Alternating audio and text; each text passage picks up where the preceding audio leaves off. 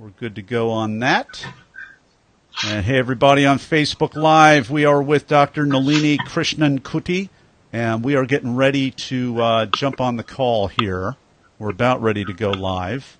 Let's see. I read your bio. Yeah, we're pretty much ready to go right here. So any final questions for me before we jump on?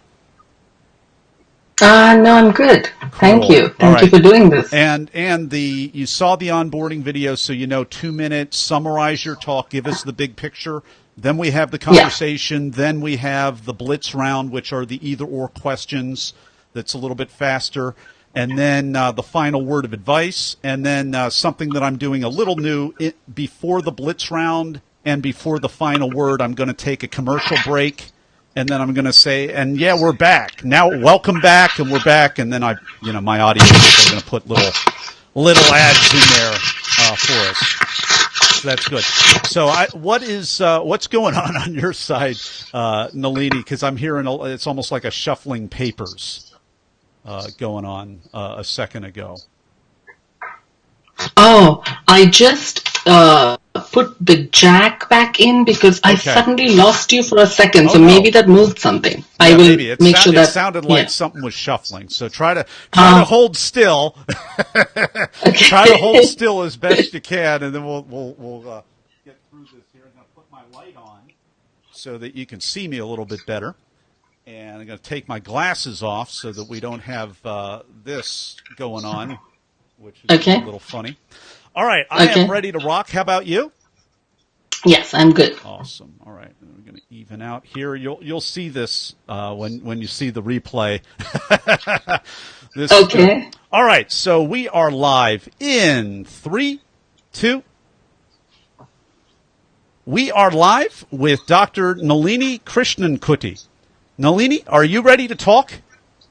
Yes, I am. Dr. Nalini Krishnankutty is a first-generation immigrant American. A chemical engineer turned writer, researcher, and speaker, she is actively countering the rising anti-immigrant sentiments through workshops and talks, developing community platforms, and writing children's books on immigrant experiences and contributions. Dr. Nalini Krishnankutty, welcome to the talk. Oh, thank you for having me here.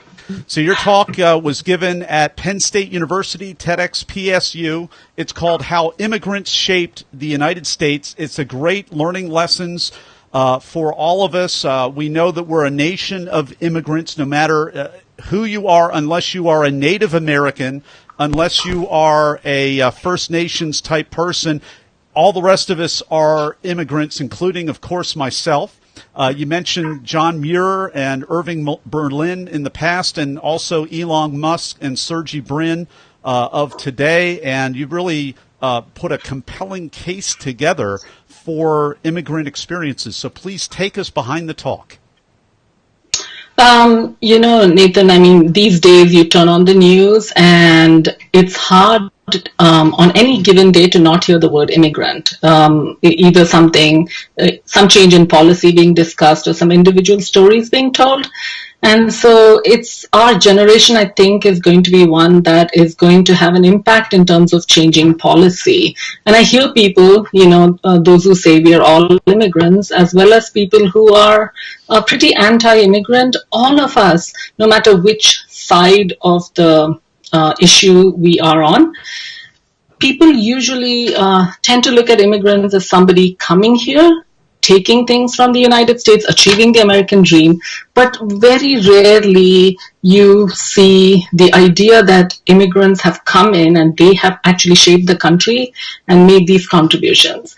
And so for me, I've lived this for the last 30 years in the United States. I came here as a grad student, and a lot of what we are seeing today, I have lived it. It's always been under the surface, but especially after 9/11, things have been accelerating in terms of, anti-immigrant. So my thought was that if I can change these attitudes towards immigrants, if I can, when I say immigrant and people are able to say Yahoo, Google, beer, jeans, and I really wanted to focus on first generation immigrants, those people who upped, and changed their lives, came here, and then had the courage and the energy to transform the country.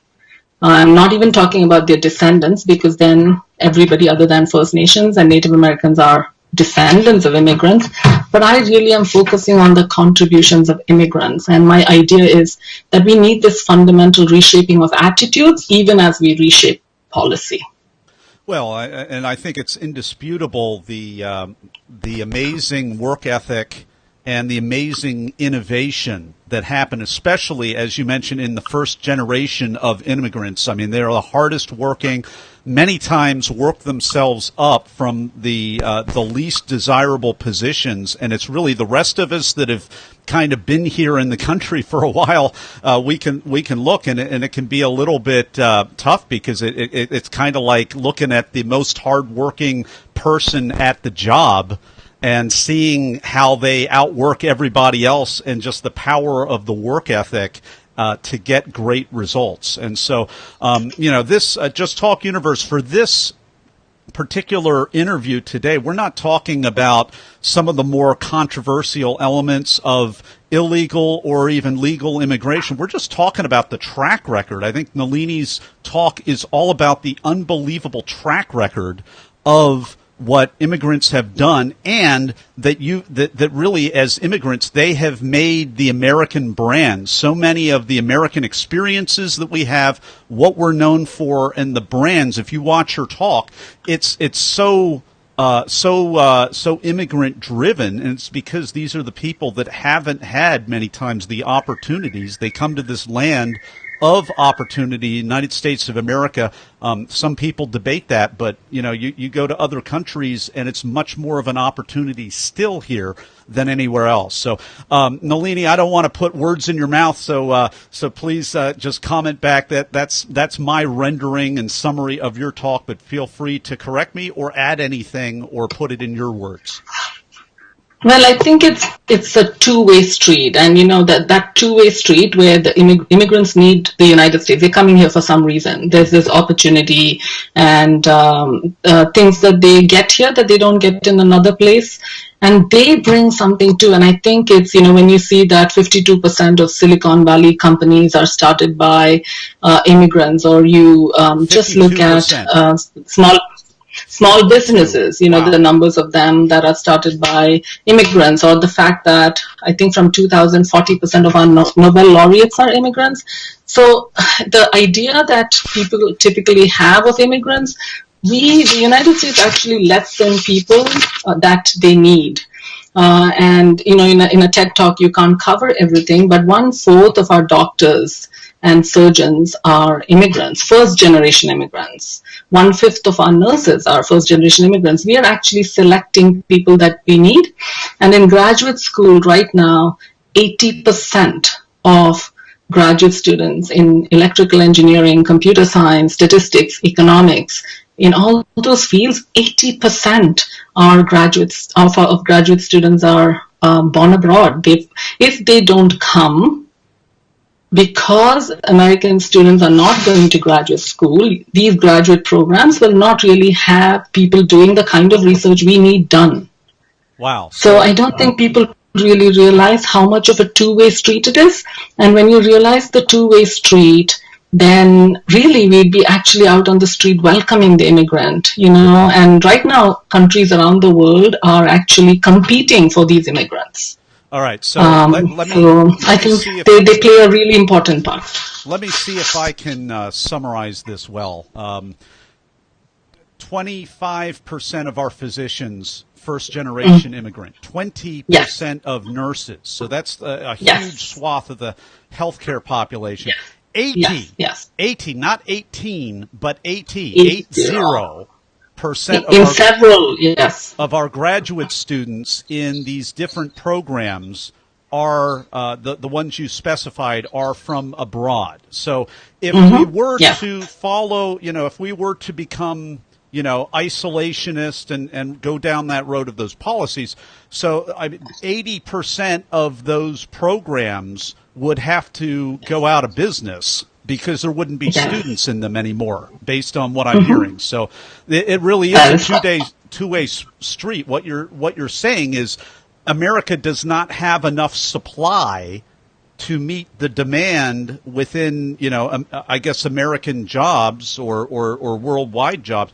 There are more spots than America can fill with second generation or beyond people to fill those school positions and those at this point. At this point in time, American students, maybe they're getting jobs in industry, or they don't want to do there are not the numbers going to grad school, obviously, because there are other opportunities. Maybe they take jobs up because industry, there's a lot of jobs in those areas, and they're not choosing to go to grad school. So we do need our research done, and so I'm just saying it's a two-way street.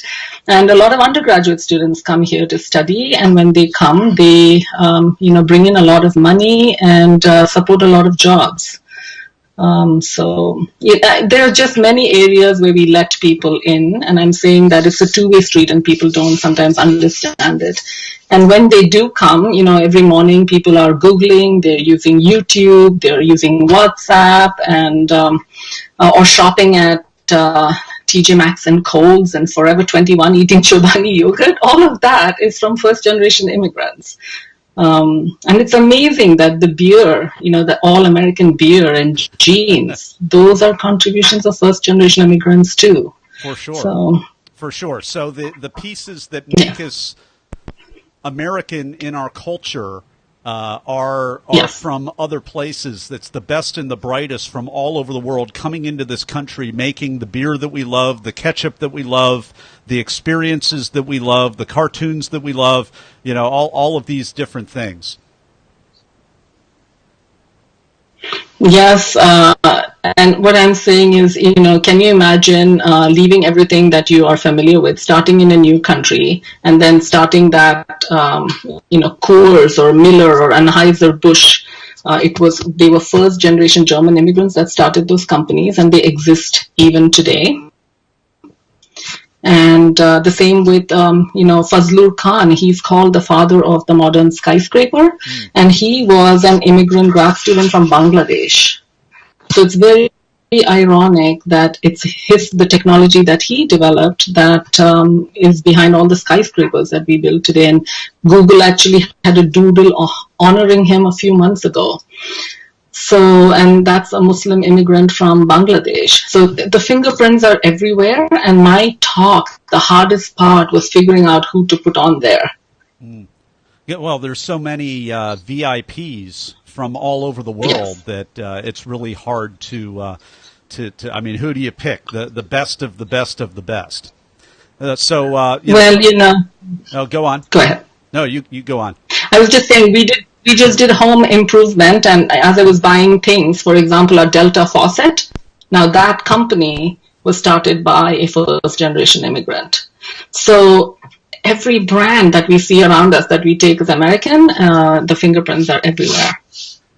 Talk Universe, we can't have it both ways. We can either enjoy what we're enjoying in this country, or we can put up the walls and massively have a lower standard of living because we're not enjoying the contributions of the best and brightest from all over the world. It's like everything else. It's just a little bit of an awareness piece. I just really think that Nalini, you have been able to really encapsulate this very, very well in your talk from TEDx Penn State University. Again, it's called How Immigrants Shape, and you have a little D in parentheses there. So your shape, so how immigrants of the past have shaped and how immigrants today are shaping the United States. We're going to be back in just a moment with the Blitz Round. And we're back with the Blitz Round and Dr. Nalini Krishnankutty. Nalini, are you ready for the Blitz Round? Yes. So this is the part where I'm going to ask you a series of either-or questions related to the preparation and performance of your talk. Question number 1, were you selected to speak or did you apply? Well, someone nominated me and then they sent me an email asking if I wanted to do this, and then I had to send in an application, a video and bio. So it sounded like you were invited to, nominated to apply. Yeah, but I don't know. I did have to send in a package later. Gotcha. Hey, are you a memorizer, an improviser, or a blender? Well, TEDx is the only talk for which I had to memorize because you have no aids really in front of you and you can't afford to make a mistake because it's recorded on video. Yeah. So for this talk, I definitely had to memorize. So the stakes are high. Did you have nerves or were you in the zone or neither or both? I want to say a little bit of both. The TEDx PSU team, they were very supportive. They had people backstage reminding us to breathe. They had water. So, and the day before they had a little, they were just a very supportive team. And I think there was a rehearsal the day before. And I think that really was where I had the nerves and I worked through them because I could exactly, see the stage, see the lights. So the next day I was more comfortable. I was ready. So what helped you move through the nerves specifically? Just having the run through and encountering the nerves at that point and pressing beyond it, or was it something else? I think the rehearsal was really, really instrumental because we got to be on stage in the actual place and look out, so the next day I could visualize what it was going to be like. And just remembering to breathe. I think the first day when I walked out, I don't think I breathed. So the next day I remembered to do that, and that made it good. So that might have been the answer to the next question. What's a tip, technique, or a tool that helped you? I definitely want to say, have a sip of water. Your lips get dry just before you walk out, and breathe. It's going to be good. You memorized and rehearsed and just I think I had to trust myself that it would go well. For sure. So we've been enjoying this talk with Dr. Nalini Krishnankutty. Her talk at TEDx Penn State University is called How Immigrants Shaped the United States. If you want to check that out, you can go to our show notes page at bethetalk.com and check it out there, as well as you can connect with Dr. Nalini Krishnankutty at her website, nalinikrishnankutty.com, and we've got the spelling right there on the show notes page at bethetalk.com. In a moment, we'll be right back with the final word of advice. And we're right back with the final word of advice with Dr. Nalini Krishnankutty. Well, the advice I have is, give yourself permission to speak about whatever it is that you're passionate about. Don't be silenced. And once you give yourself permission to speak, all the rest, the preparation and the teachers that you need to get to that spot, they'll all appear. But first, just give yourself permission to share what you're passionate about. Dr. Nalini Krishnankutty, thank you for coming on the talk today and sharing your wisdom with Talk Universe. Oh, thank you so much. Thank you. And that's a wrap. Great interview. Oh, thank you. All right. And it looks like the Facebook Live has survived here, so that's awesome. I'm glad to see that. And so hey, everybody, we're going to go offline, have a private conversation so that I can get some honest and real feedback instead of having that broadcast for all of you on Facebook Live. Thanks for tuning in, and feel free to share this video. If you believe in what we were talking about and if you believe in the message, go ahead and share. Take care.